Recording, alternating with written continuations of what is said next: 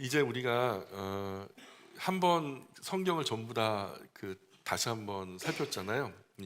요한계시록을 좀 충분히 깊이 있게 다루지 못해서 좀 아쉬움이 있지만은 이번 지난번 한번 뒤집을 때는 너무 좀 시간이 지체돼 가지고 또 교회적으로도 너무나 많은 일들이 있었고 그래서 자세하게 짚지 못했던 부분들이 있습니다. 그래서 새롭게 이제 다시 창세기부터 요한계시록까지를 한번 훑게 되는데요.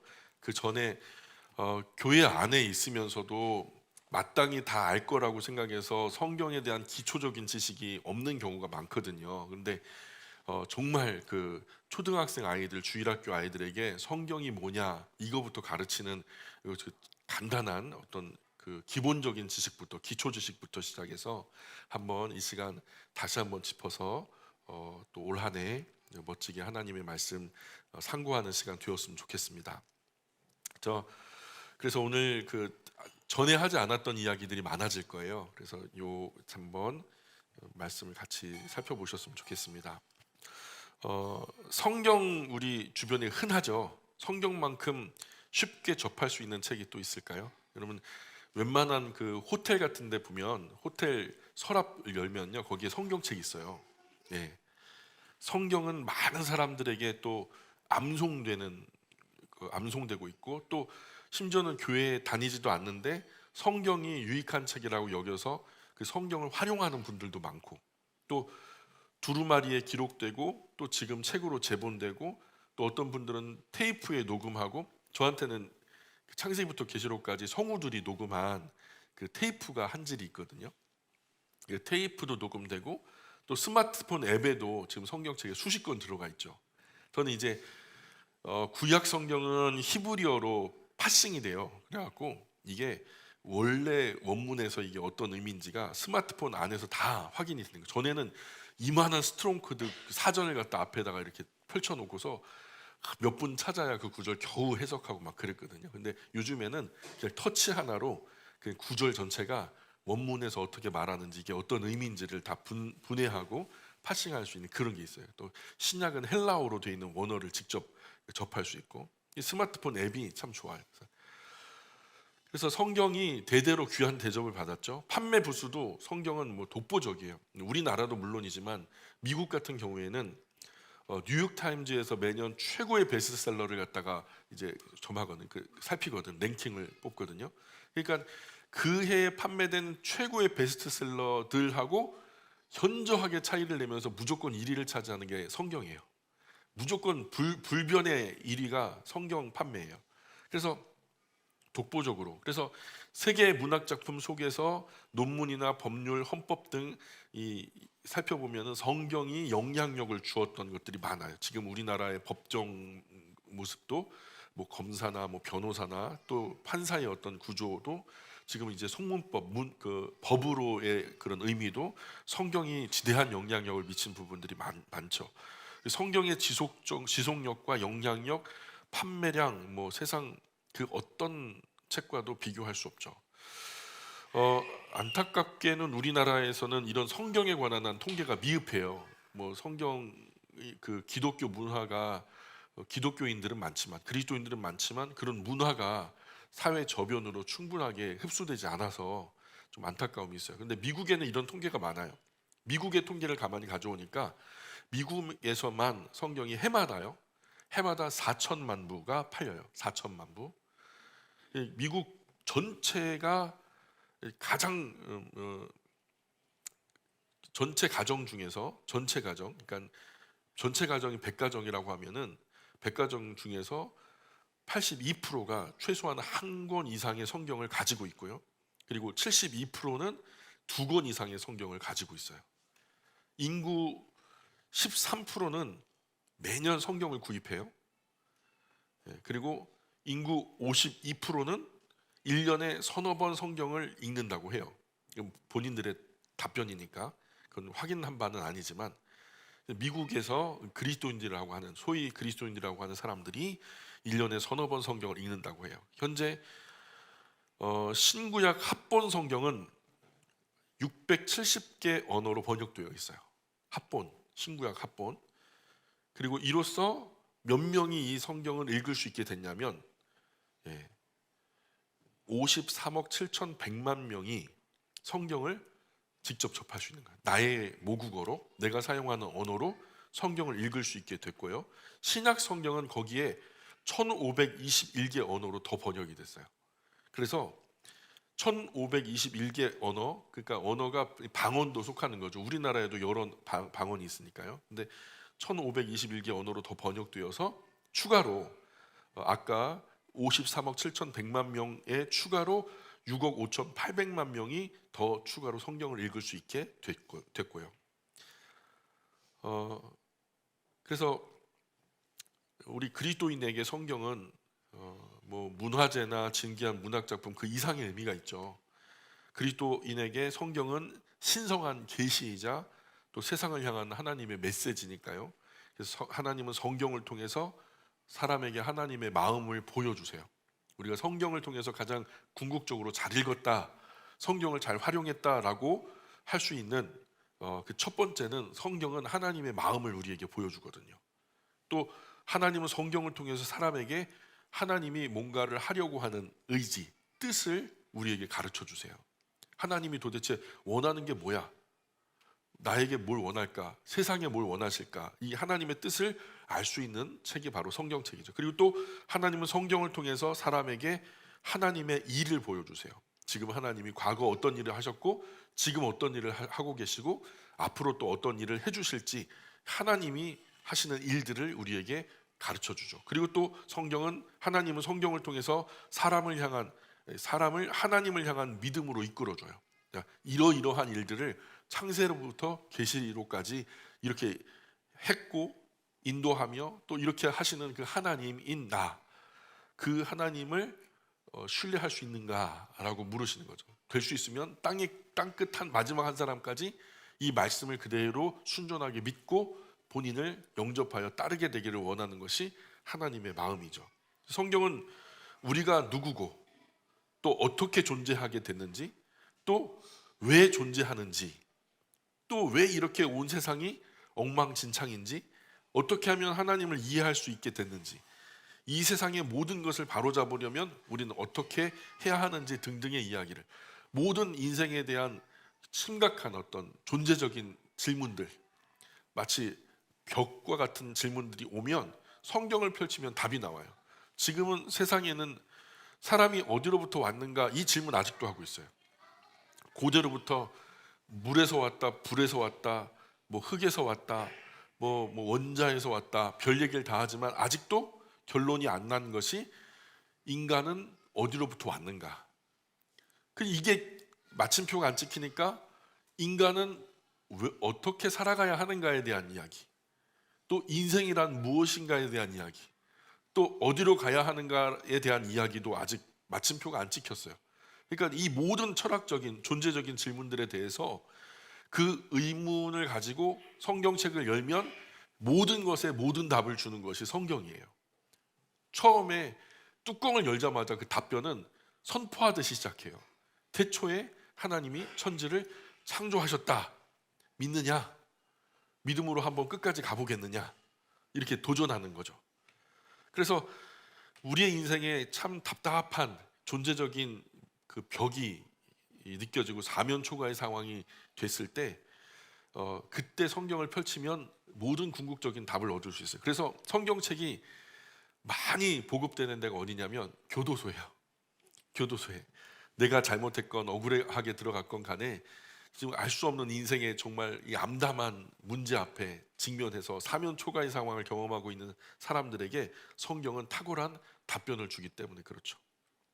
그래서 이 성경은 믿음직스럽게 과거 사건들을 묘사하고 또 신성한 진리를 언급할 때는 신학적으로 접근하고 우리에게 진심 어린 대답을 요구할 때는 영감을 주죠. 그래서 우리 안에 큰 의문을 품고 고통스러운 마음 가지고 하나님의 말씀을 대할 때는 성령께서 감화 감동하셔서 이 말씀이 우리의 영혼에 깊숙이 영향을 미칠 수 있도록 또 유기적으로 역사하시고 상관하시죠. 성경은요 스스로 인상적으로 소개해요. 가령 스스로를 가리켜 뭐라고 말하냐면 성경이 스스로 성경을 뭐라고 말하냐면 길 잃은 자를 인도하는 등불이다 이렇게 말해요. 길 잃은 사람을 인도하는 등불이다. 또 하나는 아픈 사람을 회복시키는 약이다. 또는 어리석은 사람을 바로잡는 지혜다. 또는 슬퍼하는 사람에게 용기를 북돋우는 영감이다. 또는 눈먼 자를 치료하는 향유다. 이렇게 말해요. 또 성경은 스스로 황금보다 더 귀하다, 꿀보다도 더 달다, 이렇게 주장해요. 이게 동의하는지 안 하는지 모르지만 성경 스스로가 그렇게 자신의 정체성을 밝히는 거죠. 진리를 가르치고 잘못을 바로잡아주고 우리로 하여금 다른 사람들을 섬기고 오히려 축복을 받아야만 하는 자리에서 다른 사람을 축복하는 자리로 나아가게 해준다라고 성경은 우리에게 가르치죠. 그래서 역사적인 인물들 중에서 상당수가 성경에 굉장히 큰 영향을 받았고, 그 성경의 영향을 받아서 온 지구적인 환경에 막대한 영향력을 초래해서 보다 살기 좋게, 또는 많은 사람들을 살리고 또 많은 사람들을 복되게 하는 데 쓰임받은 수많은 영웅들이 성경에 기인한 그 마음에서부터 그런 사상을 찾고 원리를 찾아서 이 지구의 환경을 많이 좋게 바꾸어 놨죠. 그래서 많은 영웅들, 위인들이 성경을 찬양해요.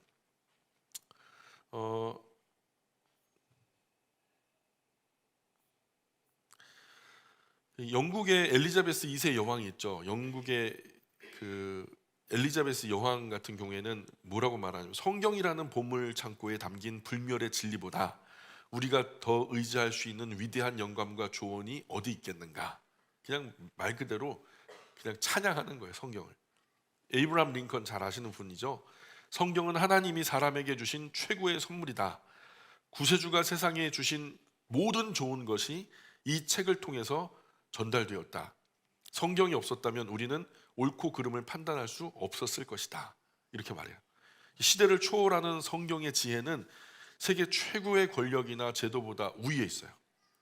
세상의 어떤 나라보다도 어떤 명예 권세보다도 더 우위를 점하는 것이 성경이에요. 그래서 우리 이제 새롭게 살펴나갈 영광 성경 강좌에서는 이 성경에 대하여가 아니라 about 바이블이 아니라 into 바이블, 즉 성경에 담겨진 내용들을 직접적으로 우리가 다루면서 그 진리들을 맛볼 거예요. 저는 우리가 이 성경을 바르게 이해하고 그래서 성경에 대한 오해를 풀고 성경에 나온 하나님 말씀을 진심으로 믿어 순종하고 나아가 성경을 깊이 사랑하게 되기까지 인도할 마음으로 제가 강의를 준비할 거예요. 그래서 이 강의가 끝나면 이 자리에 앉아 계신 한 분 한 분이 성경을 깊이 사랑하게, 하나님의 말씀인 이 성경을 그냥 손에서 놓지 않을 정도로 그런 마음을 갖게 하기 위해서 제가 기도하며 준비하며 강의에 임할 테니까 같은 무게와 깊이로 이 강의에 경청해 주시면 감사하겠습니다. 그런 이 강좌에 함께 할 여러분 좀 한 시간 빠지면 안 되겠죠? 그리고 사실 우리 그리스도인은 성경 한 권에 남은 인생 모든 걸 건 사람들이에요. 이 성경이요, 여기서 말하는 것이 거짓말이라면 우리는 인생 진짜 말 그대로 가장 불쌍한 사람이 되는 거예요. 근데 이게 진리라고 하면 여기에 우리의 남은 인생을 전부 투자하는 것은 아까운 것이 아니죠. 그래서 각자 특별한 열정을 이 시간에 쏟아 부으면서 성경 강좌에 임할 수 있었으면 좋겠어요. 메모하시고 또 먼저 읽고, 뭐 메모하기가 좀 서툰 분들 있죠. 요즘에 하나님이 주신 좋은 게 있어요. 스마트폰이라고. 그래서 찍으면 돼요. 찍으면. 저는 그래요. 강의할 때 누군가 PPT 준비하고 하면 여지없이 찍어버려요. 예. 메모하고 먼저 그 본문 읽고 성경 강좌 열심히 듣고 나중에 또 읽고, 그래서 먼저 읽고 강좌 듣고 나중에 또 읽고 그러면은 남죠. 90% 이상 남아요. 마치 성경을 처음 대하는 사람처럼 성경 강좌에 임했으면 좋겠어요. 그렇다면 자기 주도적으로 성경을 탐구하고 성경의 중요성을 인식해 내면 좋겠고요. 그래서 성경에 담겨진 참된 의미를 숙고해서 성경의 중요한 주제와 내용과 의도를 이해할 수 있었으면 좋겠고, 그래서 설명해 주는 대로 들으시기도 하지만 스스로 생각할 수 있는 그런 자기주도 학습이 성경 안에서 이루어졌으면 좋겠다는 거죠. 저는 이 처음 시간부터 요한계시록 끝까지 여러분 안내할게요. 수많은 성경 저자, 수백 명의 인물과 수천 개의 글과 언어, 단어, 문장, 문단이 어떻게 어우러져서 이 세상 이치를 설명하고 그 안에서 나와 우리 위치를 명확하게 표시해줄 이 위대한 이야기를 우리가 말하는지 우리가 함께 볼 수 있었으면 좋겠어요. 성경을 한 번이라도 읽어본 적이 있다면 다시 한번 성경을 탐구하고 또 밝은 눈으로 성경을 읽음으로 또 심오한 깊은 의미, 내용을 새롭게 이해하게 되는 시간이 되었으면 좋겠고, 성경 수백 번 읽어본 분이든 단 한 글자도 읽어본 적이 없는 분이든 간에 함께 이 성경책으로 들어가 보자고요. 그래서 우리는 성경이 이 세상에서 얼마나 중요하고 영향력 있는 책인지, 얼마나 위대한 변화를 우리 삶에 이끌어내는 책인지를 설명해 줄 거예요. 이제 한번 시작해 볼게요. 성경은 뭘까요? 서점에 가보세요. 오늘 숙제 한번, 오산에도 서점이 있나요? 동탄 오산 서점 한번 가보세요. 많은 서점들이 문을 닫았는데도 아직 그 종이책을 파는 서점들이 있긴 있거든요. 그리고 그곳에 가서 꽂혀진 책들을 쭉 훑어보세요. 온갖 종류의 책에 바이블 또는 성경이라는 말이 붙어요. 인터넷 서점 제가 잠깐 검색했는데도 뭐가 나오냐면 가구 바이블이라는 말이 나오더라고요. 이 가구 바이블 이렇게 살짝 보니까 가구 관리법이 나와요. 어떤 가구가 좋고 이런 가구는 어느 시대에 많이 유행했고, 그래서 그 가구에 대한 궁금증, 뭐 모든 가구에 대한 죄송합니다. 이야기들을 그 가구 바이블이라는 책에서 다 소개를 하고 있더라고요. 또는 자동차 활용 바이블, 제가 카메라 좋아하는데 카메라 활용 바이블, 이런 바이블이라는 단어가 있죠. 일반적으로 이런 사례만 봐도 바이블이라는 단어는 일종의 권위가 담겨 있어요. 이 바이블이라고 들어가면 뭔가 정통하게 꿰뚫었나 보다. 예. 그래서 바이블은 지혜와 지식이 담긴 믿을만한 출처라는 것을 인상적으로 남기는 이 단어가 된 거죠. 자동차 활용 바이블 없이는 자동차의 모든 기능을 제대로 활용할 수 없을 것 같이 느껴져요. 반드시 그걸 사서 읽어야 자동차를 어떻게 관리하고 어떻게 활용하는 것이 좋은지 알 수 있을 것 같은, 그죠? 이 성경이라는 단어는요, 비블로스라고 하는 고대 그리스어에서 파생됐어요. 우리식으로 말하면 헬라어죠. 비블로스. 이 초기 형태 종이를 만드는 그 갈대를 갖다가 껍데기, 우리가 그 삼 같은 거, 삼 아시죠? 이게 섬유질이 되게 질기잖아요. 근데 그게 파피루스가 그래요. 나일 강가에 굉장히 갈대가 우거지는데 그 우거진 갈대를 갖다 밑둥을 쳐서 그걸 갖다가 조사요. 그래서 길게 펴요.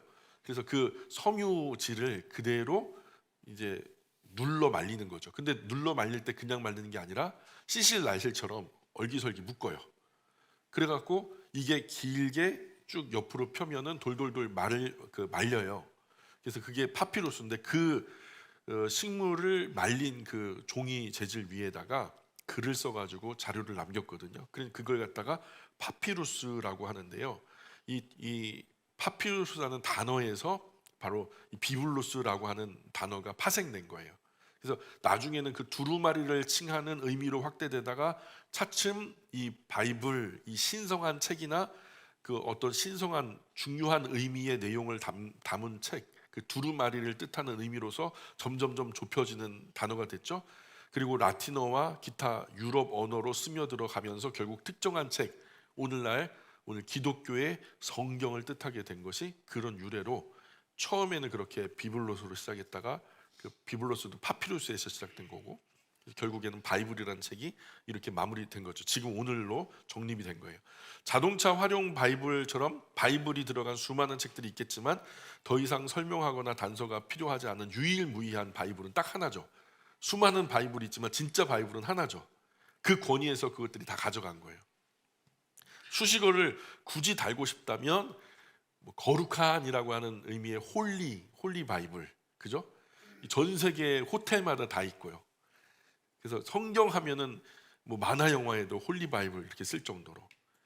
그래서 이것은 성경이 세상 어느 여느 책들과 비교해서 분명하게 구별된다라는 지점이고요. 그렇다면 정말 성경은 이것이 무엇일까? 성경의 구조와 목적을 살펴서 이 질문에 대한 우리가 답을 좀 생각하는 시간 되었으면 좋겠어요. 성경의 구조는 어떻게 될까요? 다른 책들처럼 성경도 정교한 체계와 결속력이 있어요. 성경은 시종일관 하나님은 누구시고 우리는 누구고 우리에게 가장 필요한 것은 무엇인지를 통일된 그림으로 같은 맥락으로 훑어주고 있어요. 성경은 단순히 단어나 격언이나 이야기가 뒤엉킨 모음집이 아니에요. 의도가 있는 거예요. 각자 이 기록자는 다르지만 다른 기록자들을 통해서 기록되어진 이 성경이 4,000년 가까이 쓰여지면서 한 가지의 맥락으로 흐른다는 것은 놀라운 거죠. 그래서 독특한 구조 안에서 신중하게 수집되고 배치된 아주 특별한 정보예요.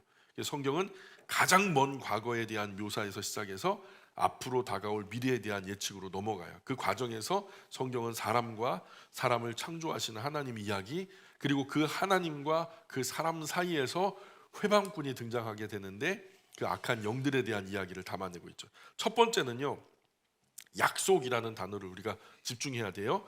성경 구조는 크게 구약과 신약이라고 하는 두 약속으로 나뉘죠. 우리가 약속이라고 번역한 단어를 조금 더 정확하게 표현하자면 언약이라는 말이 되죠. 성경은 실제로 옛 언약과 새 언약에 대해 말하는 셈이죠.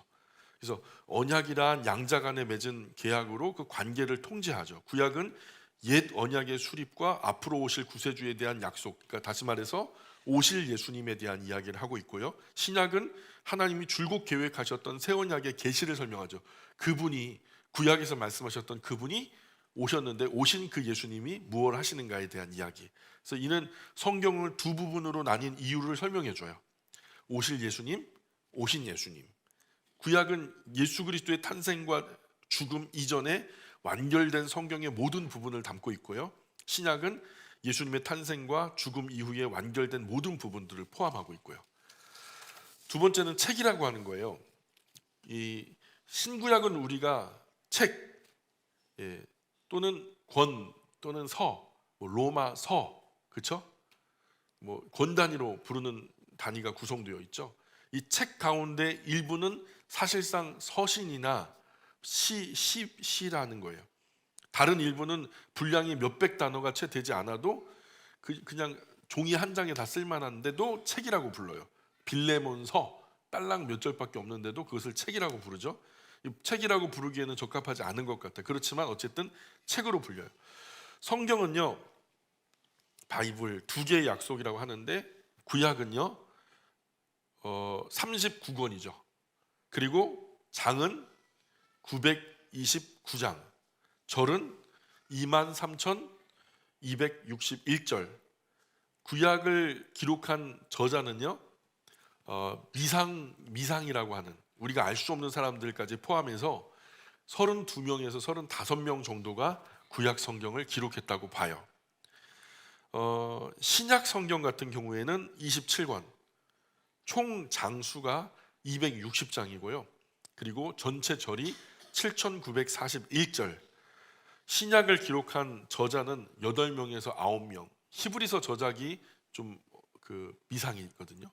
그래서 총으로 따지면 구약 신약 합해서 66권이고 전체 장수는 1189장, 절수는 31,202절. 그 모두 신구약 전체의 저자는 40명에서 44명의 저자가 이 66권 전체를 기록했다 보시면 맞아요. 구약은 주전 1446년에서 1400년 기록됐고요. 이게 아마 46, 그래서 성경 전체의 76%가 차지하고, 신약은 주후 45년에서 95년경 기록됐어요. 그래서 성경 전체의 24%. 그래서 이 두 성경을 합하면 100%가 되겠죠. 구약의 책들은 천지 창조와 이스라엘 민족 시작, 약속의 땅에서 나라를 세운 이스라엘 민족, 하나님과의 특별한 관계, 하나님에 대한 불순종, 그로 인한 적대국의 포로가 되어지는 과정, 그리고 이스라엘 민족에 대한 이야기죠. 시종일관 나타나는 주제는 이스라엘 민족을 위험과 압제로부터 마침내 완전하게 해방할 메시아에 대한 약속이에요.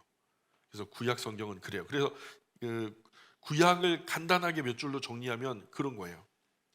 천지 창조, 이스라엘 민족 시작, 약속의 땅에 나라를 세운 이스라엘 민족, 하나님과의 특별한 관계, 하나님에 대한 불순종, 그로 인한 적대국의 포로가 되는 이스라엘 민족 이야기, 시종일관 나타나는 주제는 이스라엘 민족을 위험과 압제로부터 마침내 완전히 해방할 메시아에 대한 약속으로 끝난다. 신약 같은 경우에는 예수님의 탄생과 삶, 그 죽음과 부활, 승천에 대한 이야기를 전해주고 그 메시지를 전하기 위한 초기 그리스도인들의 노력을 우리에게 가르쳐주죠. 또한 그리스도인들에게 어떻게 살아갈지를 알려주고 하나님이 어떻게 이 역사를 마무리하려고 하는지, 다가올 미래의 종국사적 종말에 대한 이야기를 우리에게 얘기해줘요. 그래서 신약에서 반복되는 주제는 예수님이 구약에서 약속된 메시아라는 거죠. 그 구세주가 오늘 오셨다. 이후로 마지막 인류 역사는 이렇게 펼쳐져 간다라는 것을 설명하는 거죠. 그래서 구조는 성경에 구약 5경이 있죠. 전에는 모세 5경이라고 했는데 모세가 죽은 얘기도 5경 안에 들어가 있잖아요. 그러니까 모세가 기록할 수 없는 얘기죠. 죽은 다음에 어떻게 자기가 자기의 죽음을 기록하겠어요? 그래서 5경이라고 요즘에는 바뀌었어요. 많은 신학자들 속에 창세기, 출애굽기, 레위기, 민수기, 신명기 5권, 역사서 여호사, 사사기, 룻기, 사무엘상하, 열왕기상하, 역대상하, 에스라, 느헤미야, 에스더까지 12권이 역사서고, 지혜서가 욥기, 시편, 잠언, 전도서, 아가서까지가 지혜서, 대선지서가 이게 단순히 그냥 분량이 많다고 해가지고 대선지서예요.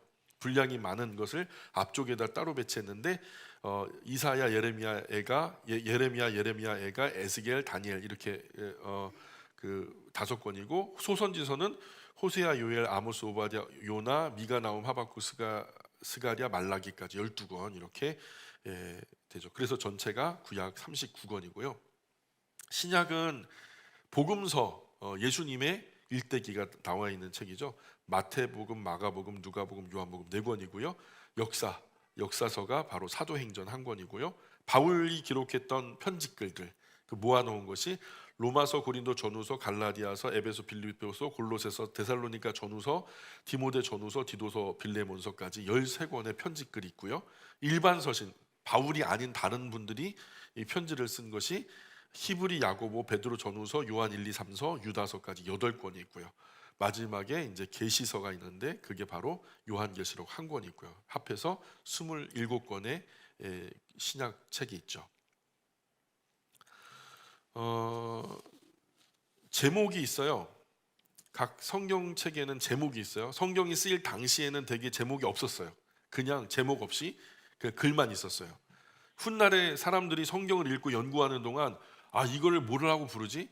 우리가 똑같은 것을 같이 봐야 되는데 이거 연구하려면은 우리가 같이 이것을 뭐라고 부르는 명칭이 있어야 되는데 해가지고 나중에 거기에 이름을 붙인 거죠. 그래서 대개 저자가 그 책에 나오는 주요 인물의 이름을 따가지고 이름을 지었어요.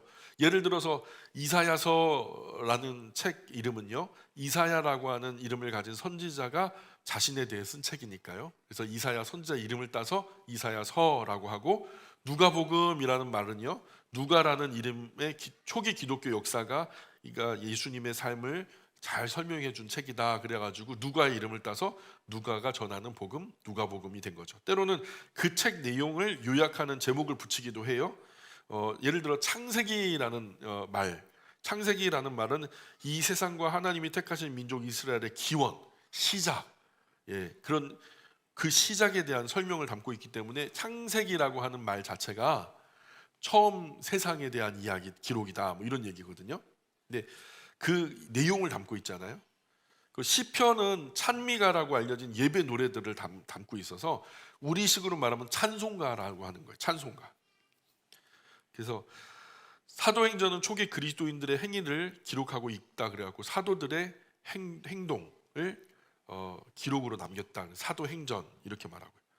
신약의 서신들은 대개 수신자들의 이름을 따서 명명하지만 가끔은 발신자 이름을 따르기도 해요. 에베소서는 바울이 에베소 교회로 보내는 바울의 서신이죠. 근데 디모데 전서는 어떻게 돼요?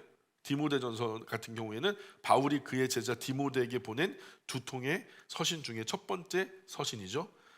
요한 2서 같은 경우에 요한이 불특정한 교회에 보낸 3통의 편지 중에 2번째 서신이다 이렇게 말해요. 그래서 보내는 곳 이름을 따기도 하고 보내는 사람 이름을 따기도 하고 그렇게 제목이 이루어지죠.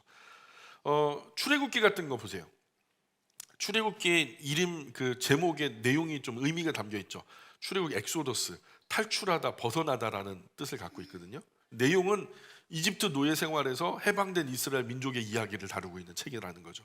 어원은 그리스어로 엑소도스에서 파생된 라틴어로 구약을 그리스어로 번역한 사람들이 붙여준 이름이에요. 시편 같은 경우에는 어원이 그리스어로 프살모이라는 것에서 파생되어 갖고 히브리어로 미즈모르로 번역됐어요. 관련된 의미는 현악이 반주에 맞추어서 부르는 노래와 관련해 가지고 이런 시편이라는 이름이 시작된 거죠. 의미는 시편 히브리어 제목은 찬양이라고 하는 뜻의 테힐림이라고 돼 있어요. 테힐림. 그래서 시편의 초점이 삶의 모든 상황 속에서, 그게 슬프거나 기쁘거나 아니면 성공했거나 실패했거나 전쟁에서 이겼거나 졌거나 그 모든 삶의 정황 속에서 하나님을 찬양한다라는 것을 모티브로 해요. 그래서 시편은 좋을 때만 찬양하는 게 아니라 슬플 때 찬양도 나오고 실패했을 때 찬양도 나오고 그냥 캄캄한 어둠 속에서도 찬양하는 게 나와요. 장과 절이 나눠져 있죠. 이게 원래 성경에는요, 장과 절이 없었어요. 성경은 장으로 나누고 장은 또 절로 나뉘고, 또 성경을 기록할 당시에는 이런 구분이 없었는데 훗날 이 특정 지점을 찾는 것을 돕기 위해서, 예를 들어 대중을 모아놓고 예수님이 하셨던 그 말씀을 전해야 되는데 그 이야기를 같이 펼쳐야 되는데 이걸 펼치기가 어려웠단 말이에요. 인쇄술이 발달하기 시작했을 때 서로 같은 본문을 봐야 했으니까. 오늘은 일반적으로 사용되어지는 장의 구분은 캔터베리 대주교 스티븐 랭턴이 처음으로 고안해냈어요. 그래서 먼저는 장을 나눈 거예요. 장을.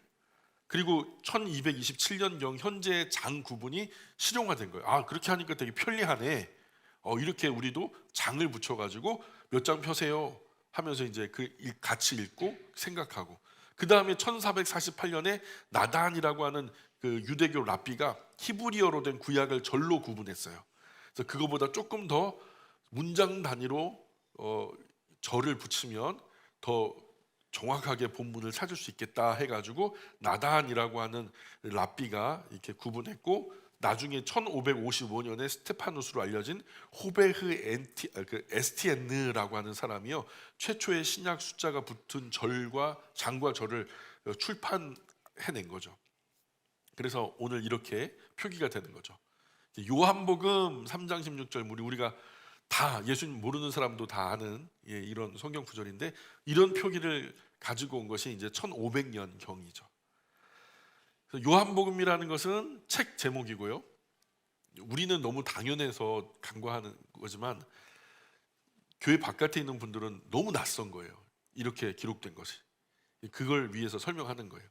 요한복음은 책 이름이고 앞에 두 세미콜론 앞에 나오는 이 3이라고 하는 것은 장, 그 뒤에는 그 3장 안에 16번째 절이다라는 것을 표시하는 거죠. 따라서 성경을 통틀어 가장 사랑받는 구절을 찾아보려면 요한복음이라는 책에서 봐야 되고, 그 중에서도 세 번째 장으로 가야 되고, 그 다음에 거기서 16번째 절로 가면은 바로 그 구절이 나온다. 이렇게 아주 실용적인 표기가 된 거죠. 성경에 장르가 많아요. 장르. 성경의 장르가 서점에 나가서 한 바퀴 둘러봐도 이 섹션이 다 있죠. 뭐 취미, 뭐 어학, 뭐 아이들 학습, 뭐 이런 여러 가지 교육. 그래서 여러 분야로 구분된 책들을 볼 수 있어요. 마찬가지로 성경도 각 책 몇 가지 장르로 구분해 볼 수 있는데요.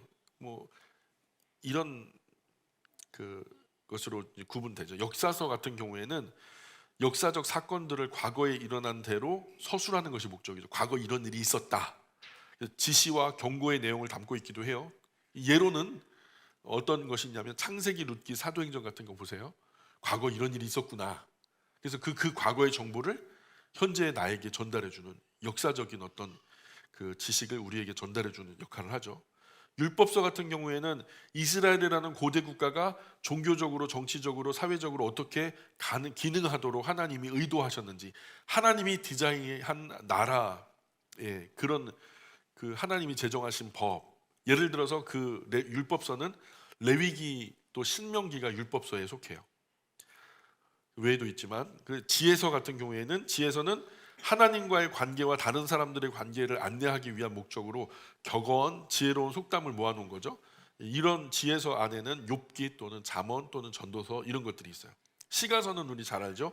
시가서는 하나님을 찬양하거나 인류에게 주신 하나님의 선물에 대한 감사를 표현하는 시 형태의 글인데, 예로는 시편, 아가서, 애가, 예레미야 애가 이런 것들이 있죠.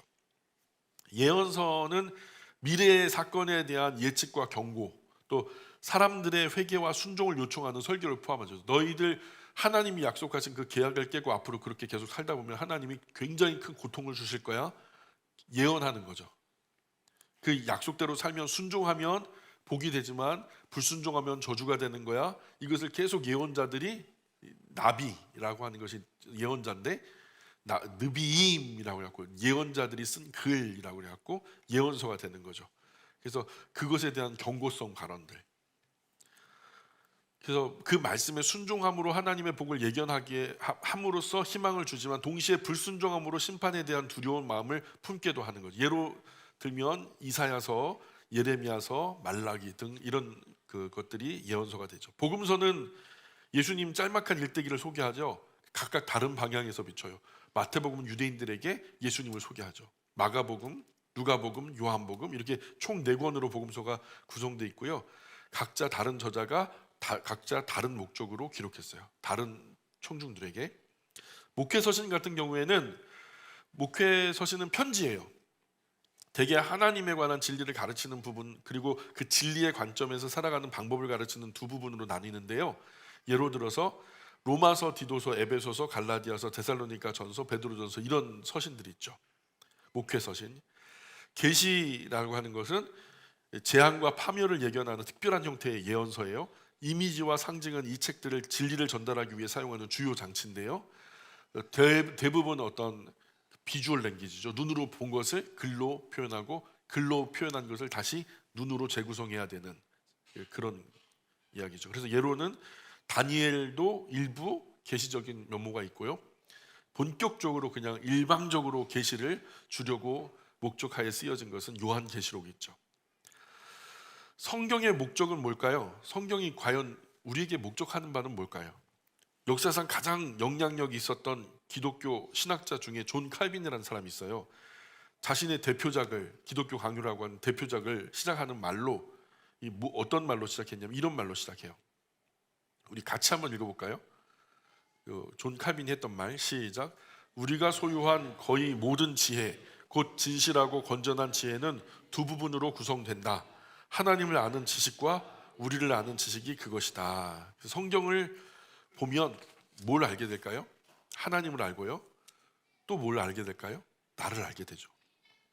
칼빈은 지혜서를 언급하면서 단순한 사실이나 통계, 퀴즈쇼에서 우승할 만한 어떤 잡다한 세상 상식, 지식 이런 것을 언급하지 않아요. 할아버지가 손자에게 전해줄 법한 어떤 삶의 교훈을 언급하지도 않아요. 훨씬 더 크고 의미심장한 무언가를 말씀하죠. 제대로 이해했다면 이 지혜라는 것이요, 있는 모습 그대로의 이 세상에 있는 모습 그대로 이 세상을 아는 지식을 얻게 돼요. 세상이 원래 어떤 것인가, 원래 누가 창조했고 원래 어떤 목적으로 이 세상이 창조되었는가. 온 세상이 지금 오해하고 있거든요. 이 세상에 무슨 어떤 큰 오랜 진화의 결과로 있어진 것처럼 그렇게 얘기하고 있지만, 그 수많은 인간의 잘못된 지식과 오해들을 풀어낼 수 있는 유일한 열쇠가 바로 성경이라는 거죠.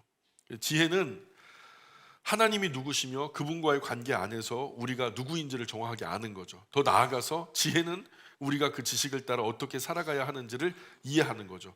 그렇기에 지혜는 단순한 지식이 아니라 의도적으로 실천되어 온 지식이라는 거예요. 성경은 하나님이 주시는 진리와 온전한 지혜를 사람에게 전달하기 위해서 존재해요. 그래서 우리는 성경을 통해서 하나님 자신에 대한 정확한 지식에 도달하게 되는 것이죠. 우리 자신을 정확하게 바로 제대로 이해하려고 하면 우리 인간 외부에 있는 지식이 필요해요. 인간이 스스로를 얘기하는 것은 사실은 답이 되지 않아요. 이 세상을 제대로 이해하려면 이 세상 바깥에 있는 지식이 필요하죠. 성경이 바로 그 지식의 원천이고 하나님의 계시예요. 인간 바깥에서, 세상 바깥에서 인간에 대하여, 세상에 대하여 말씀하시는 계시의 책. 성경의 큰 이야기에 대해서는 나중에 좀 더 자세하게 나눌 거예요. 지금은 성경의 목적을 아는 것이 중요하겠죠. 또 성경은 하나님이 어떤 분이며 그분의 아들 예수님을 통해서 인류를 죄악에서 구원하려고 어떤 계획을 세우셨는지 사람들에게 보여주기 위해 기록됐어요. 퀴즈를 하나 드릴까요? 퀴즈. 방금 제가 말씀드렸던 부분인데 성경을 통해서 알게 되는 세 가지 중요한 영적 지식이 있어요. 성경을 우리가 잘 읽게, 바르게, 제대로 읽으면 세 가지를 알게 된단 말이에요. 뭘까요? 첫 번째는 성경 잘 읽으면, 제대로 읽으면 뭘 알게 될까요? 첫 번째, 하나님 알게 되죠. 두 번째는 사람, 나를 알게 되고, 세 번째는 마귀, 그죠? 마귀와 그에 속한 더러운 영들, 악한 영들을 우리가 알게 되겠죠. 이 세 존재, 그죠? 퀴즈 첫 번째는 맞히신 거예요. 예, 제가 좀 가르쳐 드리긴 했지만 다들 이게 지금 이게 너무 더워요. 끌까 봐요. 집필 기간이 어떻게 될까요? 구약이 기록된 기간이 얼마나 될까요? 예? 한번 찍어 보세요. 대략 구약 그 창세기부터 말라기까지 전체가 처음 딱 기록되기 시작하는 순간부터 마지막 말라기 마침표 딱 찍을 때까지 그 기간이 대략 얼마나 될까요? 1000년. 오, 거의 근접해요. 조금 더 쓰세요. 2000년은 너무 많아요. 1046년. 신약은요? 신약은 아까 우리가 앞서 봤는데 몇 년 동안 기록됐다고요? 신약은 더 밑으로 봐요. 대략 50년 정도. 그래서 집필 기간은 대략 50년 정도. 성경에서 여러분 읽으면서 막 여러 번 통독하셨죠. 아마 그럼 많이 통독하신 분들한테는 유리한 퀴즈가 될 텐데 지금 퀴즈예요. 맞히시는 분은 하나님이 상 주실 거예요. 뭔지 몰라요. 성경 66권 이 엄청난 분량 속에 가장 많이 사용된 단어가 뭔지 아세요? 1위부터 11위까지 한번 맞춰보세요. 약속 땡 없어요. 언약은 없어요. 사랑도 없어요. 누구? 하나님. 예, 맞았어요. 2위 하나님. 예, 하나님이라는 단어가요 몇 번 쓰였는지 아세요? 하나님이라는 단어가 3882번. 여호와 말씀하신 그게 1위 여호와 하나님이잖아요. 근데 여호와가 1위예요. 여호와가 몇 번 쓰여졌냐면 7324회. 예. 또 한번 해보세요. 주님? 아니요. 사랑 아니라니까요. 진실하다 아니요. 성령 아니에요. 야, 벌써 뭐 많이 맞히셨어요? 1위, 2위를 맞췄으니 뭐 다 맞힌 거죠. 제가 뜸들이지 않고 바로 보여드릴게요. 1위가 여호와라는 이름이 7324회, 하나님이라는 단어가 3882회, 말하다 이 단어가 3195회. 한마디로 가장 많은 단어에 1, 2, 3위를 하면은 여호와 하나님 말했다 이거죠. 그리고 4위가 백성, 하나님의 관심사예요. 하나, 대명사 하나를 말하는 거예요. 하나, 2478회. 아들 2019회, 왕 1962회, 이스라엘 1794회, 땅이라고 하는 단어가 1457회, 날이라는 단어가 1397회, 예수님이라는 단어가 1298회 그렇게 등장하고 있어요. 야, 그래서 1, 2위를 맞추셨으니까 의미 있네요. 네 번째 퀴즈. 예. 성경의 분량, 구약은 몇 프로일까요? 성경 전체의 몇 프로? 아까 했는데 76%.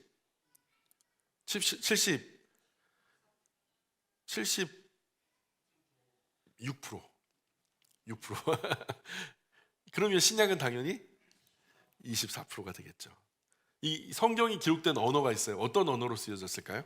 기록된 언어. 히브리어. 라틴어는 안 나와요. 헬라어, 그리스어라고 그러죠. 또 하나 언어가 있어요. 1%에 속하는 아람어 맞아요. 전도사님 역시 다르네요. 그래서 히브리어로 쓰여진 것이 75% 분량이고 그리스어 우리가 흔히 말하는 헬라어로 쓰여진 것이 24%고 그리고 나머지 1%는 당시 이 아람어로 쓰여졌어요. 또 하나 퀴즈.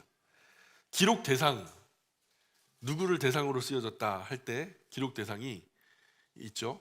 두 존재가 있는데 하나는 유대인과 유대인 아닌 사람. 그죠? 유대인에게 몇 프로가 쓰여졌을까요? 대부분 유대인이겠죠. 80%. 이스라엘 또는 유대 민족에게 80%, 비유대인 이방 사람을 위해서 한 20% 정도 쓰여졌어요. 장르별로 보면 아까 우리가 성경 장르를 분간했죠. 장르에 보면은 역사, 서사죠. 서사는 순서할 때 서예요. 그러니까 역사를 순서대로 기록한다 할 때 서사인데 역사에 대한 이야기가 42%, 예언에 대한 이야기가 19%, 복음서에서 10%, 율법서에서 9%, 서신서에서 7%, 시가서 6%, 지혜서 5%, 계시가 3%가 나와요. 저자가 있어요. 40에서 44명의 저자가 있다 그랬잖아요. 공원도가 있어요. 누가 분량을 가장 많이 했는지 거기에 흔하게 많이 등장하는. 그래서 공원도, 저자 공원도가 누가 제일 많을 것 같아요? 에스라? 아니요. 에스라는 3위, 모세 1위. 그 다음에 2위가 누굴까요? 눈물의 선지자 예레미야가 2위예요. 그래서 1위가 모세가 19%, 예레미야가 12%, 에스라가 9%, 누가가 6%, 바울이 6%. 근데 근소한 차이로 누가가 앞서요. 그리고 이제 사무엘이 5%, 이사야 5%, 사도 요한이 5%. 이것도 근소한 차이로 5%대에서 이제 나뉘죠. 마태가 3%, 솔로몬이 3%, 다윗이 3%, 기타가 24%.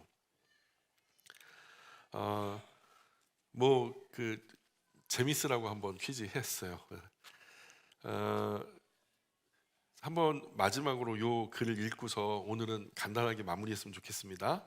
자, 같이 읽어볼까요? 시작. 성경은 당신을 위한 하나님의 선물, 한 권, 두 언약, 66권의 책, 기록되고 취합되고 보존되었어요. 그래서 당신은 하나님을 알게 되고 당신 자신을 알게 되고 악한 사탄과 그의 악한 영들을 알게 되지요. 또한 예수 그리스도 안에 있는 하나님의 구원을 알게 되지요.